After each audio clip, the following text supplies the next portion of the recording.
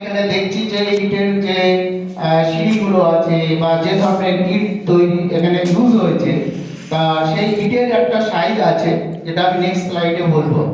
যে তখনকার দিনের মানুষরা তাহলে মেনসুরেশন, জিওমেট্রি এগুলোতে ফোকাস খুব ভালোভাবে দিত। Another pictures of Mohenjodaro, and that is also another pictures. And it is a archaeological remains of washroom drainage system in Lothal, now in Gujarat. এটা একটা ড্রেনেজ সিস্টেম আছে, দেখে বোঝাই যাচ্ছে যে আমাদের যে এখন মডার্নের যুগে যে ধরনের ড্রেন আমরা করি তার থেকেও অনেকটা উন্নত মানের। And that is a Dholapura in Gujarat, one of the part of cities, and some step wall is coming here.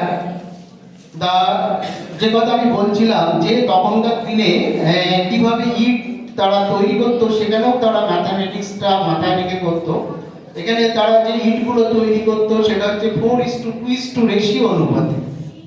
তারা বাড়ি ঘর তৈরির জন্য এক ধরনের ইট করত, এবং যেগুলো পাবলিক ওয়ার্কস এর জন্য সেগুলো আলাদা এক ধরনের ইটের সাইজ করত, কিন্তু রেশিওটা কিন্তু ওই রেশিওটা মেনটেন করত, সেটা বাড়ি হোক বা পাবলিক ওয়ার্কের সিটি কোনো রাস্তাঘাট বা অন্য কিছু। So they are follow the standardization of ratio